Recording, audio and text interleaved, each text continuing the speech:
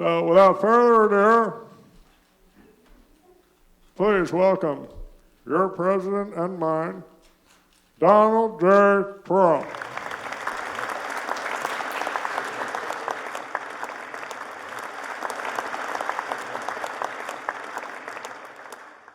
I don't think any president's ever done a stand-up special.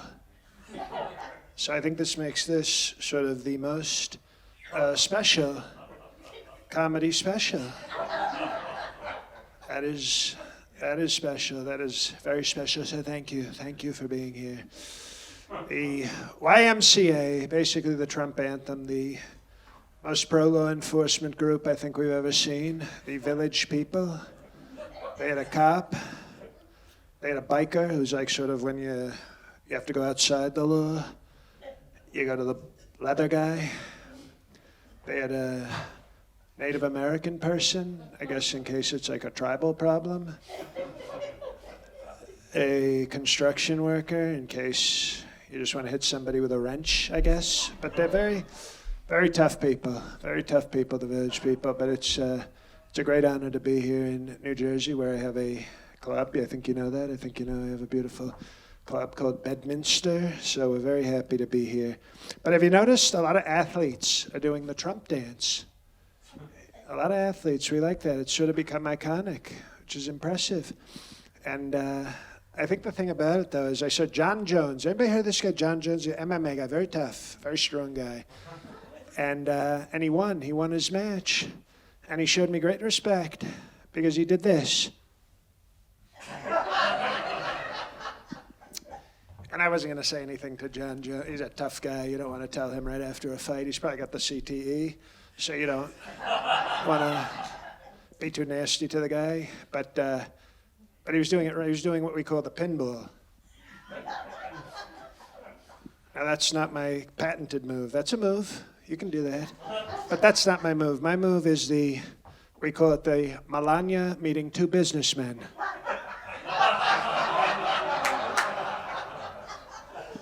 So you got to get it right, out of respect. You got to get it right. Secret Service took the night off. I don't have protection tonight. Or should I say they continued doing what the hell they're doing, which is nothing. I don't know if many people may have heard by now. I was shot in Pennsylvania, a state that I won, by the way.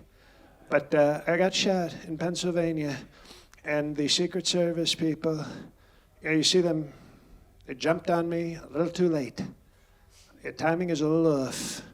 Was there a 7-second delay or something? Like on TV, they were like, oh, wait, he got shot, we got to get him. But, in that iconic photo, have you seen the photo where I'm fight, I said fight, you got to fight. And the Secret Service people, the woman tried to grab my junk. It's true. She tried to grab my junk. She said she wanted to hide behind something big for safety. So I said, okay, we like that Secret Service. She almost got me killed, but we like the compliments. We'll take the compliments. But Pennsylvania recently had some other big news, not as big as the greatest president ever getting shot, but big news. They caught Luigi, one of the Mario brothers. They caught one of the Mario brothers, the one you don't play with, the one you even play Toad before you play Luigi, but they caught him in Altoona, Pennsylvania. And not a lot of people know this. Altoona played for the Jets a long time ago. So obviously he was a good player because they named a city after him. But if that's not going to work in New Jersey, guess what? It's not going to work anywhere. But they caught him in McDonald's, and I took that personally. I took that bet that he would do something so disgusting as sit in one of our precious McDonald's, our great American restaurant that I sort of have a great relationship with. I thought if he's a criminal, why not be in a Popeyes? He should be in a Popeyes or a Waffle House, maybe a Waffle House. But what the hell are you doing in our beautiful McDonald's? But Luigi Mangione You know, and I usually do well with the Italians, but this one seemed to be liberal, so not as big a fan of mine probably. But he was sitting there in the McDonald's, and he had just shot a CEO. A CEO got shot by this guy on 6th Avenue in New York City. And I thought, how stupid is Luigi? I very clearly said I could shoot anyone on 5th Avenue. Oh, excuse me. And get away with it. I said 5th. 1, 2, 3, 6, 5. 5th. And instead he went on 6th Avenue, where I do not offer any protection. Because people don't realize, when I said that, I live on 5th Avenue. I have a beautiful Trump Tower, you know it. A big, beautiful building, Trump Tower. So it's sort of a stand your ground thing. Like if somebody is outside my building threatening me, I'll shoot them and I'll get away with it. Nobody ever shows the full quote. But 6th Avenue, what the hell are you doing on 6th Avenue? You go to jail if you shoot somebody on 6th Avenue. It's very basic, very basic. These aren't even the jokes, by the way. I don't know why you're laughing. But we're just warming up. We're getting warmed up. And but it doesn't surprise me when you look into Luigi Mangione, his sort of history, when you're talking in terms of where he's from. Maryland, which is, of course, a very woke blue state. So he was probably indoctrinated with very woke, radical left values. And, you know, they have a black governor in Maryland, so they're extra woke now. Less more. I say less more. That was a joke. That was what we call a pun. That was a presidential pun. But, no, so Luigi Mangione, we'll see what happens, but hopefully he gets what's coming to him, unless he supports me, and then we can see. Maybe we can talk to some people, get a better sentence for him. But if he doesn't support me, I hope they fry him. So, but anyway, speaking of fast food restaurants, do we like fast food here? Do we like fast food? Okay, I was afraid this would be like some kale-eating radical left crowd that would be like, no. Steamed organic gas for us. No plants or animals were hurt in the making of our meal. But don't you hate it when you go to Chick-fil-A and it's supposed to be a good Christian chicken place? It's actually, I think, the most Christian chicken, which is surprising because there's a church's chicken, which is actually less Christian than Chick-fil-A, which I wouldn't have thought that, but it's true. And but I hate it when I go into Chick-fil-A expecting a good, wholesome, Christian chicken experience, and then my cashier is a gay person. What the hell are you doing here? I don't like it. Feels dishonest. The Jesus of chicken would not want this to be happening. So there's that. But sometimes I like to eat bagels. Who's a bagel eater here? We like bagels. We like very good, big, round, doughy things. Very tasty. I like to start my morning sometimes. I like to go, I'm a native New Yorker, so I like to go to the best bagel place, of course, Panera Bread. Tremendous bagels. I mean, you got bread in the title. It's bread. Why wouldn't you go there for bread products? It's like, this is the bread place. And, but I recently, somebody told me, they said, sir, have you ever had H&H bagels, sir? And I said, okay, well, there's an H&H fan. And I said, no, should I try this? Oh, sir, you have to try H&H bagels, sir. You have to try those bagels. They're good bagels, sir. And I said, okay, I'll try it. So I walk into an H&H bagel, and I talk to this woman behind the counter, and I give her my normal order. And she brings it back to me, and she says, sir, it's actually pronounced pumpernickel.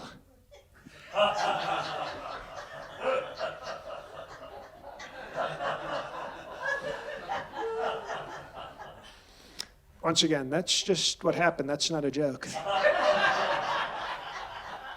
The funny part is when I ordered her to be fired for correcting me. Because no, that's the funny part. That's the associate. That person lost the poor person who corrected a president lost their job. That's the humor. I thought this was a comedy crowd. They don't know their comedy. But no, it's true. The customer is always right. So if I order a pumper bagel, you better deliver exactly what I just ordered. I don't want any sass from the bagel lady. Oh, we got my inauguration coming up. How about that? None of you thought that would happen, but now I get two. My second inauguration. I have to be honest with you. I think inauguration is probably my favorite N-word. I think it is. It's a great, just get a good feeling from it. And if you're wondering, yes, Herschel Walker is probably my second favorite N-word. So... they tightened up on that. I guess the racist crowd, they don't like Herschel Walker. How about that? Not fans of Herschel Walker, our great Heisman winner. He was a running back in the NFL, and everybody, oh, no, we don't like him. Well, he's going to be your ambassador to Bermuda or Belize, wherever the hell we sent him. So I wouldn't visit there for a little while, wherever the hell he's going. I don't know how this inauguration is going to go. My first one was great, by the way. More people than anybody ever saw. And I won. It's sort of a crazy thing. I won in 2016, but I didn't become president until 2017. Isn't that crazy? Nobody ever told me this. It was sort of a weird, it's like, so wait, but I won the 2016 election, and they said, yes, sir, you'll be president in 2017. I said, what is this, like the Oscars, where you win the award like in the next year? It's very stupid. They're very stupid in terms of Constitution, where they're putting the dates and whatnot. It's very sad. But I'm looking forward to this inauguration a lot better because I don't have to meet Obama on this one. I was hoping Sleepy Joe would do what I did and run away. But he's going to be there. He's going to be there sleeping probably, so I don't really have to say anything to him. I'll just take a nap and they'll say bye-bye. But it was very uncomfortable meeting Obama in 2016. He was waiting there. And, it was a painful reminder to me of my time working with my father, the great Fred Trump, when, we would have to go into the homes of blacks and kick them out. And I thought, couldn't you have had the decency, Obama, to just leave? I actually have to come here and tell you to get the hell out? Come on. But, it was awkward because I actually called security on him when I got in the house until I realized who he was. And I said, oh, it's you. Just kidding. That was a good joke. Good presidential joke. We're doing a joke. We'll do the dance. But we're looking forward to this inauguration. I think we've got a great administration coming in. Pete Hegseth. Very talented guy. Basically, the whole thing is everybody gets very upset about the sexual assault stuff. But if he'll do that to American women, imagine how tough he'll be on foreigners trying to attack us. You didn't think of it that way, did you? But that's tough. I will say this, my favorite part was all the people kissing my ass after I won in 2016 and 2024, by the way. It's nice. It's very nice when people kiss your ass. I remember Roger Stone said he wanted to throw a special party for me. You know Roger Stone, right? Great guy, wonderful guy. He wanted to throw a party for me at Mar-a-Lago. So I said, okay, you can throw a party for me at Mar-a-Lago. So we went to Mar-a-Lago, and I said, oh, wonderful. A lot of talented people there. And he said, sir, my gift to you is one that no one else can provide, sir. And I said, what's that? He said, I want you to have sex with my wife while I watch. Apparently that's Roger Stone's thing. Newsflash to a lot of you. But I said, no, I don't know if I want to do that. I don't know if she's my type. She's over 30, and I think she's some kind of brown. And Cuban, to be in fact, which is the lightest of the browns, but still. It still counts. It's sort of like a light whole wheat in terms of a bread. Like it's a light whole wheat, but it's still whole wheat. It's not Wonder Bread. We like Wonder Bread. And I said, no, I'll pass, but he was very insistent. So I asked Melatonin, my wife, very beautiful model. She actually has a son. Not a lot of people know that, but he's a very tall kid. His name's, I think, Barton. And I said, Barton, how'd you like to become a man today? Even though you're not Jewish, this can be like your bar mitzvah. And so we sort of did like a tag, I tagged him in. And the thing is, Roger Stone's wife has a sign next to her at all times. Like, in the amusement parks, you want to get on a roller, it must be this tall to ride. So she has a sign next to her that says, you must be this tall to ride. And thankfully, Barton at the time was, I don't know, 17, 10, one of the two. But he was very tall. So, he qualified and had a great time with Roger Stone's wife. So, okay, this is one of these woke crowds again. I thought, I don't know, it's a funny story. You guys seem uptight about the idea of, no, he hit the height requirement, so it's okay. I will say this, Obama, who I had respect for, obviously, he's born in a different country, but I can still respect somebody born in a foreign country, but he was somebody I actually had some respect for. I thought he had talent. And then I saw what he did after he lost the presidency. He totally became sort of a media whore, don't you think? He signed a deal with Netflix. That's me yawning because he made boring shit. Documentaries, give me a break. And then he did a podcast with Bruce Springsteen, the famous working man, Bruce Springsteen, worth $1 billion, real working man. And I thought to myself, this is not what a president should do. This is a horrible thing for a president to do to the office. And after the show, by the way, I'm selling Trump Bibles and Trump sneakers.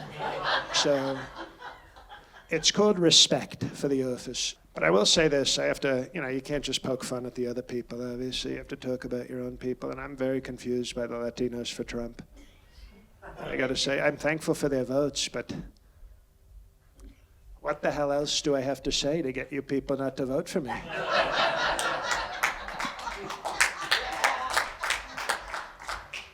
You're rapists, see. You're drug dealers, see. That guy from Iowa said they had calves the size of cantaloupes. See. So will you vote for me? See. Okay, very good. Don't understand them, never will, but, we appreciate their votes, and hopefully they vote for me in 2028. That would be extra nice. We would love that. We would love that. But I gotta say, you guys seem to be this is what's wrong with comedy right now. That's right. That's right. And I haven't even done my crowd work yet, so we can get the TikTok clips. Because you got to do the crowd. If you study a comedy, you got to talk to random people in the audience about nothing. And then you put that on social media. We're going to put it all on Truth Social. Ma'am, what do you do for a living? I told Mitch earlier. Well, I don't talk to him. He's old and stupid. No respect. Okay, banking. Well, we like banking, but you're not as rich as me, so that's okay. See the good crowd work? You see that? It's about good give and take. Good give and that's what they want on the algorithms. But I don't understand. But you guys seem probably, what's wrong with comedy? It's cancel culture. That's right. I'm going to be the first comedian ever to talk about how much cancel culture is ruining things. Nobody's ever done this before. Not even close. But sometimes you have to be a president to call out what's really going wrong in the country. And we have to stop the cancel culture. They tried to cancel me. They did cancel me. I think I'm doing pretty well for somebody who's been canceled, though. I'm a president, and all my criminal cases went away. That's a pretty good canceling. So, but imagine how good I'd be doing if they didn't try to cancel me. I don't really know how much better. I don't know if I could do any better than I'm doing right now, frankly. But I was talking to my good friend, comedian Matt Rife. I don't know if any of you know who he is. But he got in a lot of trouble because he told a joke on a Netflix special. This is what we do now. We get people in trouble for Netflix specials. And he said, he made a joke about a woman with a black eye. And that proved that she couldn't cook. And everybody got very upset. And they wanted to cancel him. And I stood by him. I sent him a Truth Social post. I said, I stand with you, Matt Rife. But you messed up the joke I told you.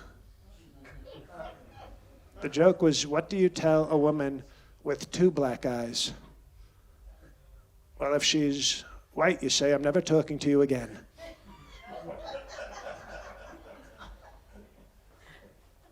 Because it's black guys, not black eyes. You see? What did I tell you about this crowd? Horrible crowd, horrible.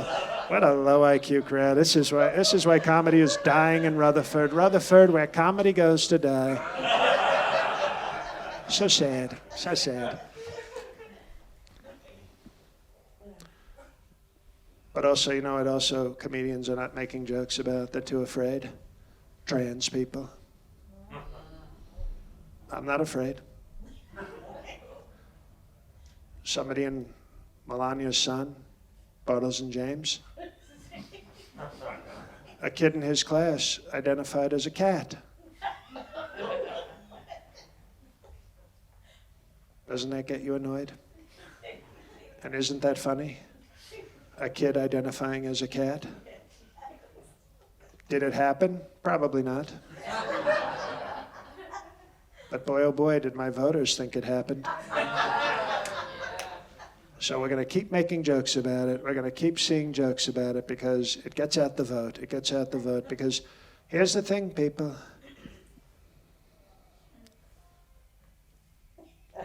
The 6 people playing girls' dodgeball in Wyoming that used to be boys. It's the most important issue facing our country. I'm sorry to get serious there for a second. I'll keep the jokes going, but I just sometimes you gotta speak truth to power. And there's nothing more truth to power than a president talking about a 9th grader in Wyoming playing a sport. I'm not afraid to do it though. I'm not afraid. The special taping might have like caution tape over my face because I'm that hardcore about speaking truth to power. But people often make fun of me for burying my first wife in my golf course, Ivana. And you may think that's funny, but I will tell you this. Her last words before I pushed her down the stairs were, "Please bury me in your golf course, sir." She even called me sir at the time because I was president. So she had respect to the end, respect to the end. That's why I put her in the golf course, because you know, once Arnold Palmer died, I think one of her wishes was to get banged by the ghost dick of Arnold Palmer, which, as you know from one of my presidential speeches, was big. So we're hoping that she's happy in the afterlife, getting railed on the 17th hole by the ghost of golf legend Arnold Palmer. But she also didn't like the caddy that worked the 17th hole. You know, our lawn people and our caddies that were. So if she's not acting right in the afterlife, she'll be upset about that. So where are the ladies at? Do we have women here? Where are the women? We love the women. We love the ladies. Thank you, ladies. We love the ladies. Oh, don't we love the ladies? What do you think about this game? I've invented this game. It's called Fuck, Marry, Kill. I just came up with this. It's like sort of one of the great games. And I was thinking, Carrie Lake, Lauren Boebert, Nancy Mace. I think I would say yes to all 3. I would fuck them, marry them, and kill them. I think I would go for all 3. And then pardon myself, obviously. We do it on like federal grounds or something, so I could pardon myself. But no, I think I just solved the game. That's almost like when you beat Tetris. The bars disappear, and you go, oh, look at that. I think that's what I just did. I just beat the game of Fuck, Marry, Kill. Thought you'd be more impressed. Let's talk about serious things. Who's seen the movie, the disgraceful movie? You know, you got to answer the questions of the public when you do one of these shows. The Apprentice. Remember my show, The Apprentice? Great show. Great show. Well, you missed out because it was one of the greatest shows of all time. You might have learned a lot about strong business. And I saw the show, just not the movie. oh, you didn't see the movie? Well, good. You should see the show. You should not see the movie. The movie's very nasty. This is what they do. They said you get successful. You know, a friend of mine, Cat Williams, comedian Cat Williams, good friend of mine, great comic. He once he said, if you don't have haters, then you're doing something wrong. Well, I guess I'm doing something right because I have a lot of haters. And some of these haters made the movie The Apprentice. And this was a disgraceful movie. In the movie, they put a scene in, and I don't even like repeating this, where I sexually assaulted my first wife, Ivana. This was before I pushed her down the stairs. That I sexually assaulted my wife, Ivana, and it was a very quick and rough scene, and it was very disturbing to watch, because I can assure you, I last a lot longer than they showed me lasting in that movie.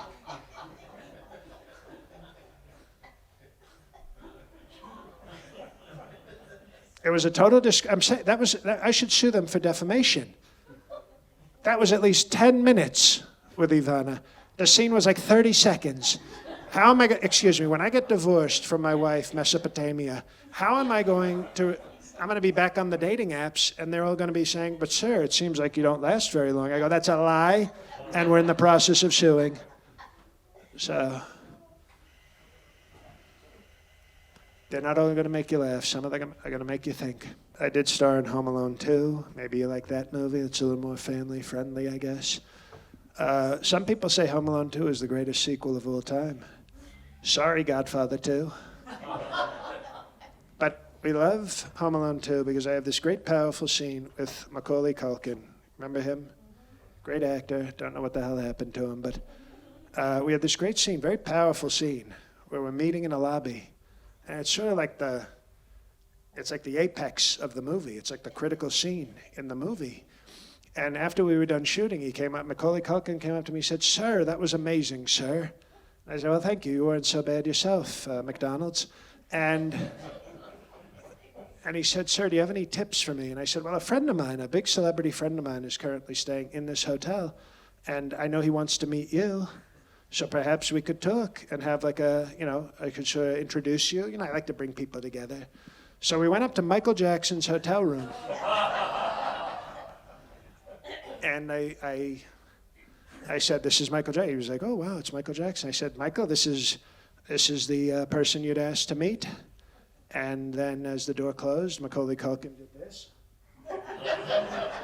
And I thought, that's what I do. That's what you do in business. You bring people together. So never got a thank you from Macaulay Culkin, though. He never thanked me. But that's okay. His career went nowhere. He's basically a loser now. So if he had only thanked me, he might have done okay. But I need to talk about somebody serious here because I was offered a job recently, and I turned it down because I said, I'm going to be president. I can't take another job. But does anybody know the WWE? Wrestling, professional wrestling? Okay, is she the spokesman for this crowd? She's the only one. Everybody else here is like, "Meh," and she's like, "Yes, sir, I will speak for the crowd." Well, thank you. Speakers, people with vocal cords for Trump. We're doing very well with vocal cords for Trump tonight. But Vince McMahon, he was a great friend of mine. Still is. He's a very good guy. And but he had to step down from the company that he built. He built a big, beautiful entertainment company called World Wrestling Entertainment.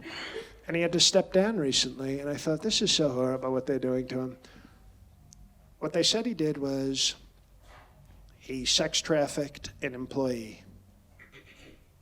It's not something I would do, okay? I'll admit that. But it's not technically in the Human Resources Manual of WWE. It doesn't say no sex trafficking, paragraph 6, item B, no sex trafficking. So there's gray area is what I'm saying. There's a gray area. I wouldn't do it, but there's sort of gray area. And also, in addition to that, he's rumored to have defecated on her. That's a fancy word for took a poop. And apparently it was a big one from the people I've heard from. And once again, technically not against the rules. But in the spirit, we can say this, in the spirit of the law, maybe not the best thing to do. Not the best thing to do. So a lot of these wrestlers, they came up to me when Vince had to step down. They said, "Sir, you should have seen these wrestlers, big, strong guys." They came walking up to me, "Sir." And they said, "Sir, we'd like you to take over WWE, sir." And I said, "I don't know if I can do that. I don't know if I can do that." Because if you know your WWE history, does anybody know that it used to be called WWF? Once again, spokesman has spoken. WWF. Okay? WWF. Oof. Sounds tough. Almost like a dog. Very strong, like it's guarding something. And then all of a sudden, under Vince's reign, one of the weakest moves I've ever seen in business, the World Wildlife Foundation came up to Vince. And they said, "Sir, we want to be the WWF." And you know what I would have done to those animals? I would have shot all of them and said, "Get the hell out of my office." But instead, Vince caved. He caved. He caved like a dog to animal people. Now, to be fair, the animal people showed up. They brought the pandas with them. Okay? And, people will laugh, but, because back in the day, the pandas were very, they just a big, chubby, soft guy. They just sat there eating the bamboo and they did nothing. And you could push them over like it wasn't any, like you could just get the hell out of here, panda. But then, to be fair to Vince, they started teaching the pandas kung fu. And so now you have kung fu pandas coming into the office.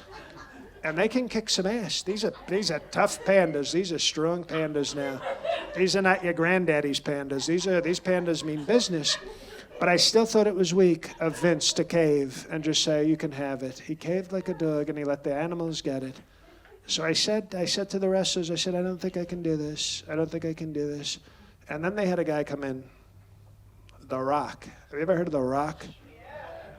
Oh, there we go, see?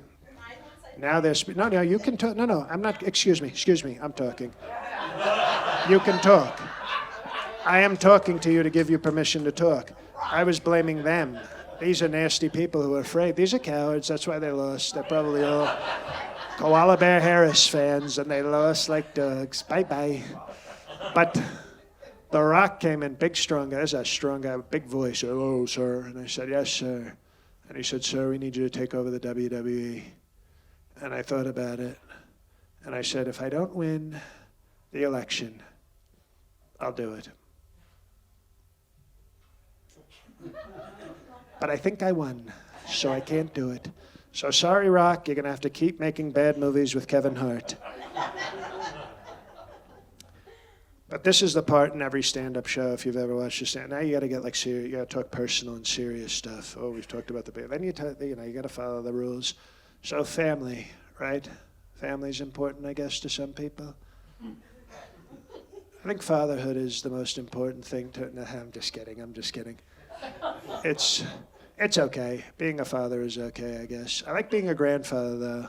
I have 2 mugs, by the way, that say I'm the world's greatest grandpa. So I think it's sort of official, based on in terms of mugs.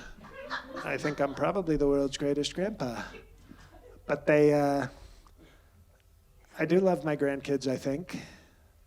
They don't do too much, honestly. They don't do too much, but I think I have maybe 7 or 14, 11, somewhere in there. 9, I don't know. We got never forget, right? That's somewhere in that range of kids and grandkids. But you gotta love them. You gotta love the grandkids. You gotta, because they're less annoying than the kids. That's the one good thing. But I will say this. Everybody knows who's my favorite kid. We got to know this, right? Who's my favorite? Thank you. So you all knew it. 5 of you answered. Pathetic. But it's Ivanka. It's Ivanka. And people always say, why do you like Ivanka so much? And I say, well, first, she's very attractive. And I don't mean that in some sort of sleazy way. I just mean she's extremely sexy. That's all. She's hot. She's got great curves, and I paid for half of them. So it's like, it's the doctors certainly didn't think it was creepy when I was in the surgery room going, could you make that bigger? Make it a little bigger. I mean, if I'm paying for it, if you pay for college, don't you want to see a kid graduate? Well, if I'm paying for double D's, I don't want to see C-cup energy. But the great thing about Ivanka was, I remember her Sweet 16 party, and it was wonderful and it was tasteful, of course. We did held it in Indiana because the age of consent is 16 there, but that was sort of just a coincidence. And Uncle Jeffy was there, my friend Jeff Epstein, he was there. He loved Sweet 16 parties like you wouldn't believe. He always brought the best gifts, always the best gifts. He was a caring guy. But the cool thing was about Ivanka, we thought she was sort of done with fancy parties after her Sweet 16, but she converted to Judaism. So she converted, turn off all cell phones, except for me, right, sir? No, especially you. But, she had a Sweet 16, but then when you convert to Judaism at 30, it's kind of nice when you become a Jewish person. Because then she had a bat mitzvah. You ever heard of this? A bat mitzvah? It's like when Batman is happy. It's at a bat mitzvah at 30. Now you can have the adult beverages and you can wear like skimpier dress. It's like an adult it's sort of like, I mean, we had it on a hedonism cruise. I don't know if everybody does that for a 30th, but Jeff Epstein, I was so disappointed. He didn't want to go. He didn't want to go. He said, no, a party for 30-year-olds, that's not my thing. So we sort of lost touch after that because I thought, but it's my daughter, and she looks even hotter than she did at 16, Jeff. You got to see her. And he said, no. You know, they grow up so fast these days. He was very sad. He was very sad. So, but I tell you, having a bat mitzvah as an adult is much better if you're the parent of the girl, because now she's a woman. So it's just more entertaining and sexy in a strong Christian Jewish way. And I should do crowd work, right? You, sir, what do you do for a living? Cool, not as good as me. Anyway. Ma'am, who's that with you? Your boyfriend, your husband, your brother? Great, who gives a shit? I'm a president. Why the hell would I do crowd work? I'm the president. And you're a president, you don't do crowd work. Except with you, thank you for your participation, man. They should all thank you when you leave, because a lot of quiet, radical left people in the crowd tonight. At least I didn't let them ruin our politics, right? At least we won the country, even if they're still trying to ruin comedy. Very sad. But they often in these specials, have you watched a comedy special recently? It's like 50 minutes of funny, and then like for 5 minutes they get very serious. And I have something very important to say. And I want this to have meaning. So I win a Grammy and an Emmy. Well, I don't need either of those. I have the presidency. But I do want to talk about something serious. Because I was, as I get set to enter the White House again, which is very beautiful. Not the house, but the fact that I'm going into it. It's kind of a dump, actually. But I was remembering times with my father, the great Fred Trump, who never lived to see his son become president, because I would have definitely rubbed it in his face. I would have said, remember, you old piece of shit, when you didn't think I was as good as I was, and now look at me. You're drooling into your diaper, and I'm the president. Good father-son sort of love. It's called love. It's called love. But I do remember the lessons I took from my father. I took from my father very important lessons. I remember in the 70s, we were going to his buildings. And he had a lot of properties in Queens. Okay, I always wanted him to go to Brooklyn, because that's Kings County. It's more manly. Why are we in Queens County? We should be in Kings County. He said, no, it's okay. And I said, no, it's not okay. And that's when I realized my father, despite his racism, was very woke. And we started to have a little bit of a divide. Then father and son, we started to maybe not be as close. But then we had an experience together where we were going to one of his buildings. And he always liked to do this. It's Christmas time right now, as we're here together celebrating in 17-degree weather. I can't wait to get back to Florida. But we would do it around Christmas, where we would visit the tenants in our building, just to let them know we care, especially the ones we were carrying eviction notices for. And we would do it on December 24th, which was our favorite time to do it. And because it brings the family together. Sometimes we'd bring my brother and sister along, and we'd do it. You'd make it a kind of it's about family. I think we'd all agree it's about family. And I remember this one family. It was almost like a Christmas care. Remember Christmas? It was like they had Tiny Tim, they had a kid. And by the way, look out, we're going to have a lot more Tiny Tims with my great friend Robert F. Kennedy Jr. running Human Health Services. Thank you. It's about, finally, some enthusiasm. Because we all, it's so weird, the left. We love the Christmas carol. Oh, a Christmas carol, what a wonderful, we love it. Well, you can't have a Christmas carol if you don't have Tiny Tim. So Robert F. Kennedy Jr. is going to create thousands, if not millions, of Christmas carols. And we act like that's a bad thing. Oh no, not more beloved tales. So I look forward to seeing all the kids on crutches. That's when you know we've made America great again. Thank you. Finally, some non-woke people woke up. They woke up to show how not woke they are. But I remember this one family, the kid came out. He wasn't on crutches, he was in a wheelchair. And this was before they had the cool wheelchairs.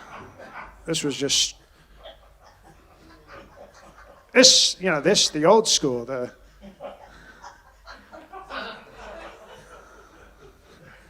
And this is how long it took the kid just to get to the elevator because he was 4 years old. So the arms didn't have a lot of power. But I remember this family came out, and they were nice people. I know it is fucked up, and I'll tell you why it's fucked up. And as a Christian who never goes to church, I don't like to use that language. But I will tell you this right now. What was so messed up is when the father and mother came out, they had a baby in her arms, and they had tiny Tim Kwan, I think was his name. They were African American. And they came out, and the look of sadness on their face at what we were doing. And I looked at my father, and I saw the glee that he was taking in evicting this poor African American family on Christmas Eve. And I started to have this feeling inside me that I didn't like. And I don't know if it was sadness, if it was regret, if it was just sympathy for this family. But I looked at that family of African Americans and I said, "How dare you make me feel this bad?